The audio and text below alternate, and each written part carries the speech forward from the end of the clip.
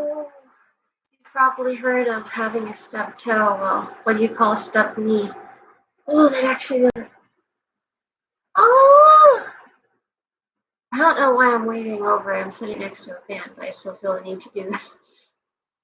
I guess this is definitely a part of the INFJT A thingy. Hi guys, welcome here. Thank you for being here.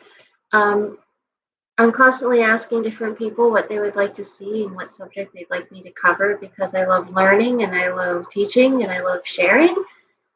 And I reached out to a fellow INFJ YouTube creator the other day, and she was really kind. And actually, the thing she wanted to see me do was talk about my experience since becoming an INFJ or since finding out that I'm an INFJ. So let's do this together. I'm going to set a timer so I can't ramble. So come with me over to the kitchen. Let's go. I'm going to put this light is standing away. All right, here we go. Go over to the kitchen, shall we?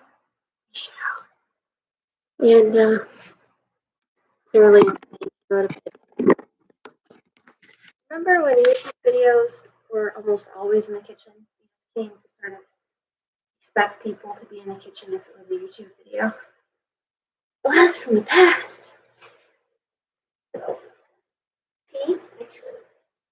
Over here.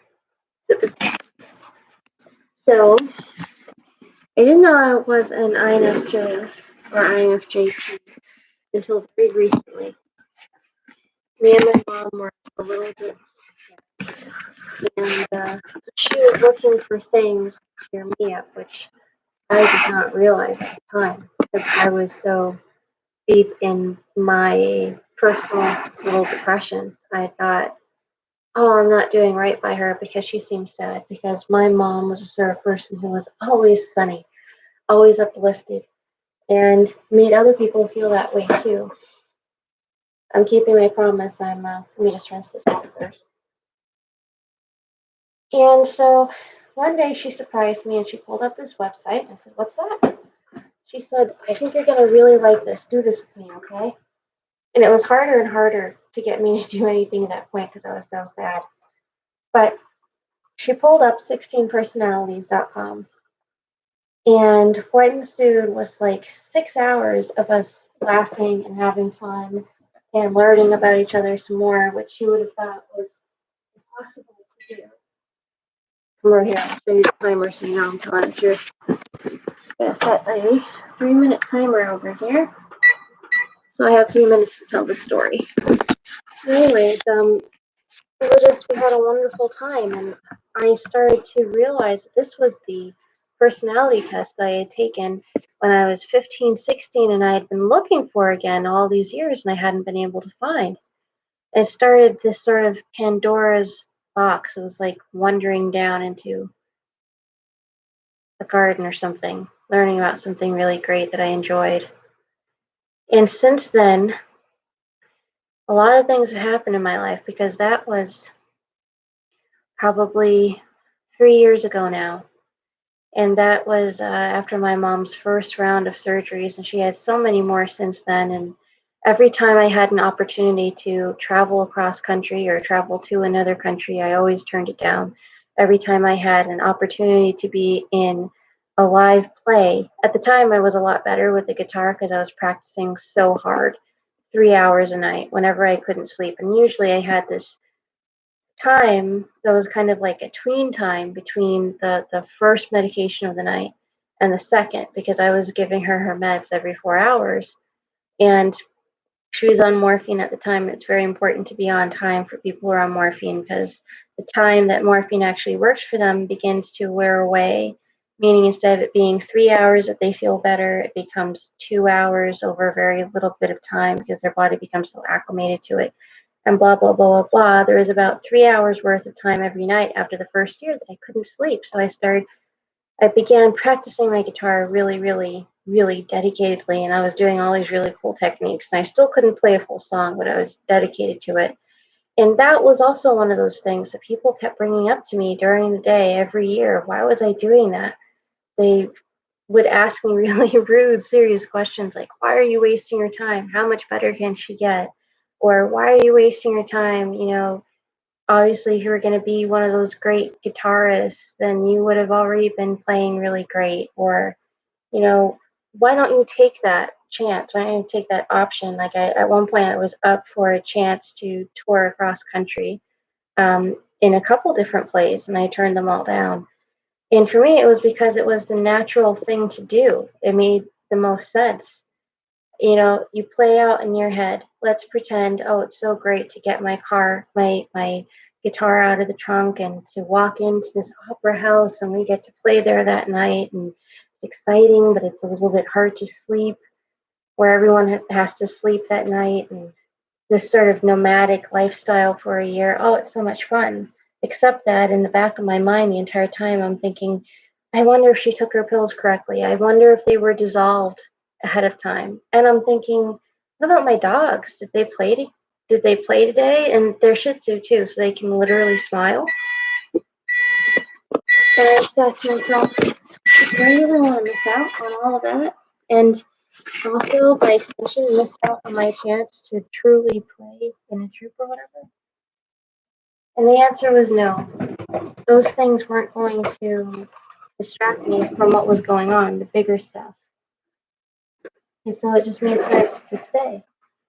So I stayed, and the three of us worked together. My dad, when he could, did. And my grandmother did a lot too. She did a lot of research. And as I kept working really hard, I lost a lot of friends, but I also gained a couple very close friends. And they were very close because our connection was very intense and because they were helping us during a very intense, very scary series of situations and because they truly cared. And those are the sort of people I'd always been looking for all along. So that has been my experience since becoming or realizing or knowing for a fact, again, for like the, I don't know, fifth time that I am an INFJ. I found out that I get 50-50 scores for both T and A. The results were worded a little bit differently back when I was 15, 16, but basically, turbulent is you have more internal struggle according to 16 personalities, but it also means that you're a little bit more protective.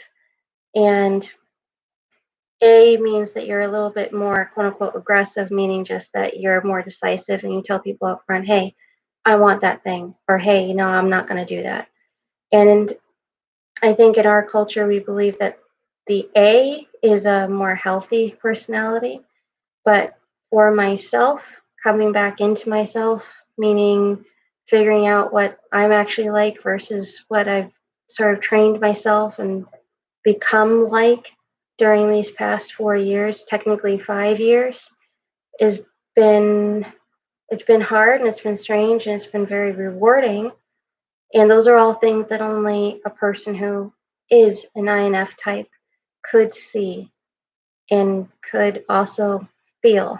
I don't know how many people that are in my situation right now feel in any way enriched by it. It's been a very difficult situation. Look, right after my mom passed, someone tried to steal my birthday, and they successfully did that for a while. They tried to change my social security number.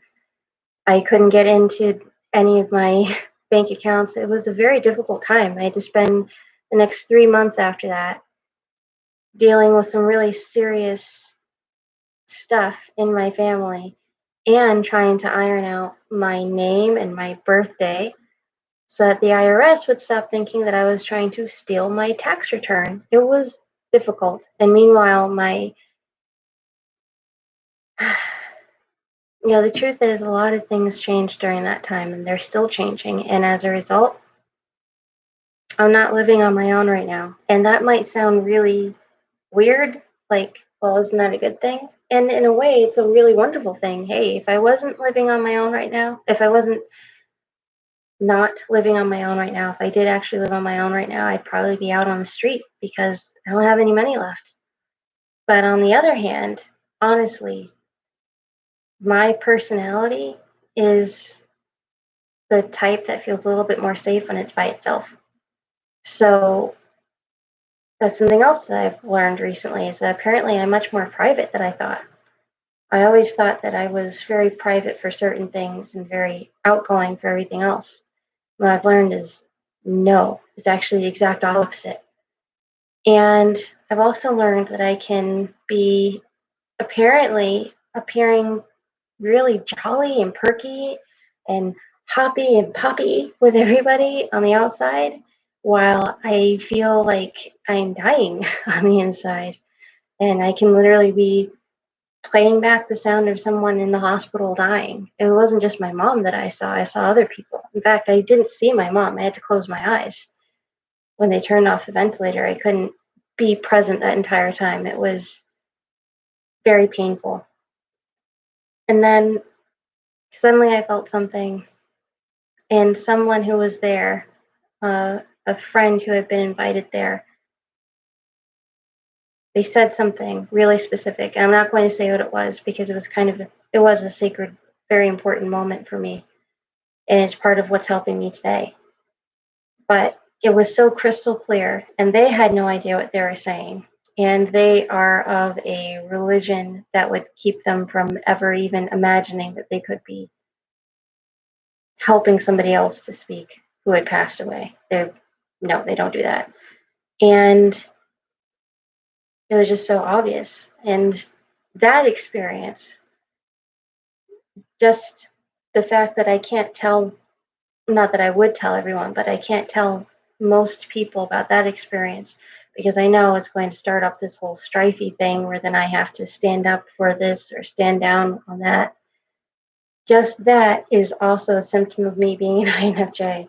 It's one of them. It was one of actually the best moments of my life so far, or our time together, me and my mom. And yet, it's something that I can't tell the very people who I think need to hear it because I already know the opposition they're going to give me. Because I already tried to sort of lead into it, and the reaction that I got back was a giant pushback. Like they're not ready to hear it. So I'm just going to keep testing the waters, and one day I'll tell them. But in the meanwhile, that moment, as painful as it was also very life affirming. And so it was also a very enriching experience. Our entire past 4 or 5 years has been a very uplifting and very engrossing and very enriching and sometimes very, very sad experience. It was also very happy. And that's an experience that I've learned most people wouldn't choose to do. Oh no, I love the tea bag and I get distracted too. That's an experience that most people wouldn't choose to do, but in my mind was the only experience to choose to do. There was no other thing that could be as important or as rich or that could capture my focus completely and could help the people that I cared about the most. Didn't make sense to do anything else. So that's it. That's what it's been like since discovering that I'm an INFJ. That's what this entire channel was born of. And it's just rediscovering the world around me and the way that I interact with people. And, it's affecting the way that I am during this whole quarantine thing too, because we lived very much in a quarantine like style for years, especially since there were times she had to go on an actual quarantine and bed rest. We were actually in quarantine for so long. I was so worried when I knew that this was coming, what we're all doing right now. And then eventually I realized, oh yeah, I've done this. And in a really weird way, it's sort of helping me because it's giving me a chance to catch up because it was very exhausting experience as well. But kind of getting back into the race or whatever you want to call it, the regular human thing is very exciting and overwhelming and also exhausting. So I think I better go ahead and stop it here before I start to really bore anybody to tears. And yeah, it's also part of why I'm doing it in my pajamas because so I've done all this research, and so technically I know that I should red is a good color. People stay when I wear red. But I also know that I should be doing this and I should be saying that and I should be reminding you to press the like and subscribe and I should be reminding you to press the bell notification and I should be reminding you to check out this thing and reminding you about that and giving you incentives to keep watching, blah, blah, blah. But you know what? Yeah, she kind of reminded me, and I'm going to put her name and a link to her YouTube video, her latest one, in the description below this one because it's the reason why I'm doing this. That I was never aiming this channel at absolutely everyone once I decided to make it about this. I wanted to aim this at more of this out there. I wanted to find out what other INFJs were experiencing. And apparently, that's what other INFJs want to hear too. So instead of trying to dress it up and make it into another thing, maybe I just need to keep it as this thing, what this actually is, authentic. Maybe what I wanted all along is exactly what you guys wanted all along, to hear from a fellow INFJ, whether it's a T or an A, whatever, person who's emotional and analytical and interested and excited and passionate about the world. This is my experience. This is what it's been like. And I'm really, really grateful that you guys are here right now. And I'm very grateful for every day that I'm alive. But I'm so worried about the next moment. And at the same time, I'm so excited to see how it all sort of reveals itself. And I know that I'm a part of that. I'm like writing my story as it's happening. That's a really big responsibility and pressure, but it's also pretty amazing. So I'm going to keep writing my book when I can. I'm going to keep practicing my guitar when I can. I'm going to figure out where it is that I should be going next so that when this whole thing is calmed down a little bit, probably early next year, I can get on to doing that. In the meantime, I'm going to be more authentically me now and stop trying to get viewers and just enjoy this thing we're doing right now. Anyways, thank you guys for being here and have a really wonderful night. Bye. Blessed be.